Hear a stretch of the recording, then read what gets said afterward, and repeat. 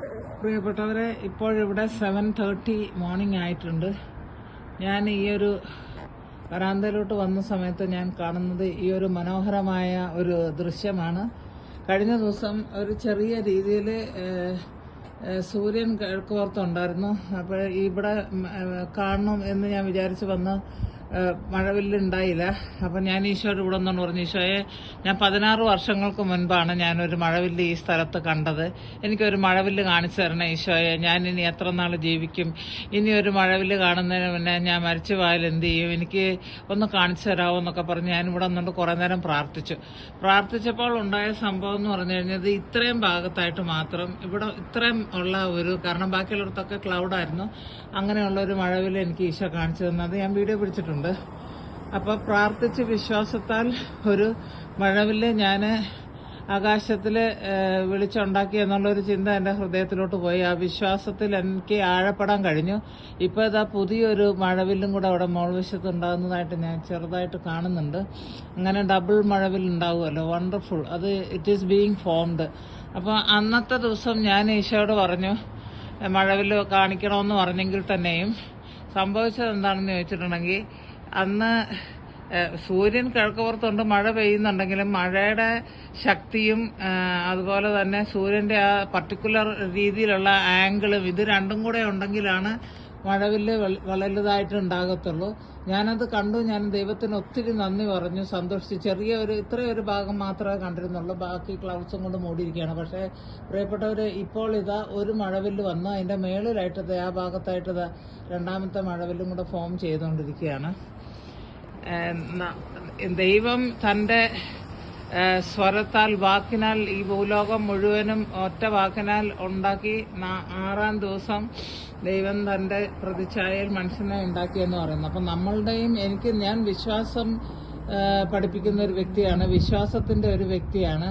രണ്ടാമത്തെ മഴവില്ല് മേളിൽ ഫോം ചെയ്യുന്നുണ്ട്. വിശ്വാസം പഠിപ്പിക്കുന്ന ഒരു വ്യക്തിയാണ്. അതായത് കർത്താവെ, ഞാനങ്ങൾ ശരണപ്പെടുന്നു. ആ ശരണപ്പെടൽ നമുക്ക് എല്ലാ കാര്യങ്ങളും നേടിത്തരുമെന്ന് പറയാൻ ആഗ്രഹിക്കുന്ന ഒരു വ്യക്തിയാണ്. എൻ്റെ ജീവിതത്തിൽ ഇത് ഇങ്ങനെയുള്ളതാണെന്ന് നിങ്ങൾക്കെല്ലാവർക്കും, എൻ്റെ പ്രയർ ഗ്രൂപ്പിലുള്ള ആൾക്കാർക്കെല്ലാം അറിയാം. ഇത് കാണുന്ന എല്ലാവരും ഇത് എന്നെ അറിയണമെന്നില്ല.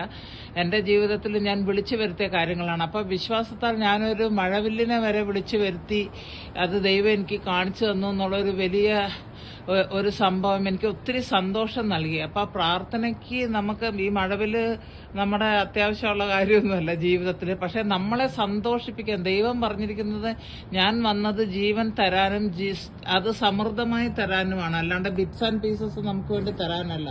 അപ്പോൾ കർത്താവിൻ്റെ എന്നോടുള്ള പറച്ചിൽ, നിനക്ക് മഴവില്ലാണോ മകളെ കാണേണ്ടിയത്, എന്നാൽ ഞാൻ മഴവില്ല് ആകാശത്തിൽ കാണിച്ചു തരാം എന്നുള്ള രീതിയിലാണ് ദൈവം പ്രവർത്തിച്ചതെന്നാണ് ഇപ്പം ഞാൻ മനസ്സിലാക്കിയത്. എനിക്കിത് ഒത്തിരി അധികം സന്തോഷം തരുന്നുണ്ട്. ഞാൻ ഇവിടെ ഞങ്ങൾ പറയാനുള്ളത്, ഇവിടെ ഈ ഒരു ഓപ്പൺ ആയിട്ടുള്ള ഒരു സ്പേസ് ഒരു ദൈവാനുഗ്രഹമായിട്ടാണ് ഞാൻ കണക്കാക്കുന്നത്. ഞാൻ 10ാം നിലയിലാണ് താമസിക്കുന്നത്. അപ്പോൾ ഇവിടെ ഈ താഴെയല്ല, ഇപ്പോൾ ഇവിടെ നേരം വെളുത്ത് വരുന്നേ ഉള്ളൂ. എല്ലാം ഇന്നലെ മുഴുക്കനത് മഴയായിരുന്നു.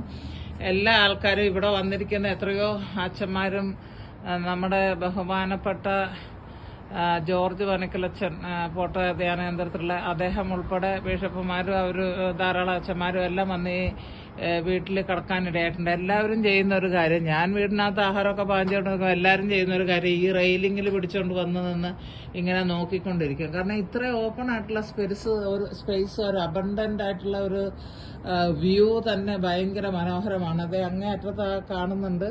അവിടെ അങ്ങേയറ്റത്ത് വെളുത്തിട്ടാ കാണുന്നത് എന്താണ്, ആൽപ്സ് പർവ്വത നിരകളാണ്, മഞ്ഞ് മലയാണ്, നമുക്ക് കാണാൻ പറ്റും. ഇപ്പം മഞ്ഞുണ്ടോ എന്ന് എനിക്കറിയില്ല കേട്ടോ. ആൽപ്സിൽ എപ്പോഴും തന്നെ മഞ്ഞുണ്ട്, ചില സമയത്ത് അത് കൂടിയിരിക്കും, ചില സമയത്ത് കുറഞ്ഞിരിക്കും, അത്രേ ഉള്ളൂ.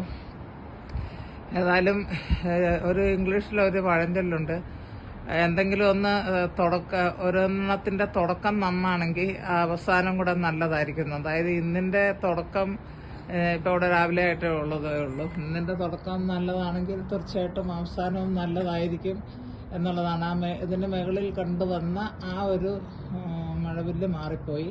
പക്ഷെ ഇപ്പോഴും ഈ മഴവില്ലുണ്ട്, താഴെ നിന്നൊക്കെ അത് മാറിക്കൊണ്ട് വരുന്നു. പക്ഷെ whatever it is, God has open the beautiful day for me. ഞാൻ ദൈവത്തിന് അധികം നന്ദി പറയുകയാണ്. ഇത് കാണുകയും എടുക്കുകയും ചെയ്യുന്ന നിങ്ങളെ ഓരോരുത്തരെയും ദൈവം എനിക്ക് എൻ്റെ ഹൃദയത്തിൽ ഇത് കണ്ടപ്പോഴുള്ള ആനന്ദം നിങ്ങൾക്കും തെരുമാറാട്ടെ. അത് മാത്രമല്ല, നിങ്ങളുടെ ജീവിതത്തിൽ അടുത്ത് തന്നെ ഒരു മഴവില്ലും കൂടെ കാണാൻ ഇടയാകുമാറാട്ടെ എന്നും കൂടെ ഞാൻ പ്രാർത്ഥിക്കുന്നു. നിങ്ങൾക്ക് സന്തോഷം തരുന്നൊരു കാര്യമാണ്. മഴവില്ല് കണ്ട കുട്ടികളെ പോലെ ഞാനും ഇന്ന് തുള്ളിച്ചാടി. കാരണം every adult has A child inside of them എന്ന് പറയുന്നത് പോലെ, ഇൻസൈഡ് ഓഫ് ഓർ ഹിം എന്ന് പറയുന്ന കണക്ക് നമ്മളെല്ലാം വളർന്നു വലുതായെങ്കിലും അഡൽട്സ് ആണെങ്കിലും ചില കുട്ടികളുടെ ചില സ്വഭാവങ്ങൾ നമ്മളുടെ മേളിലും ഉണ്ട് എന്നുള്ളതാണ് അതിന്റെ സത്യം. ദൈവം നിങ്ങളെ അവരെ അനുഗ്രഹിക്കട്ടെ.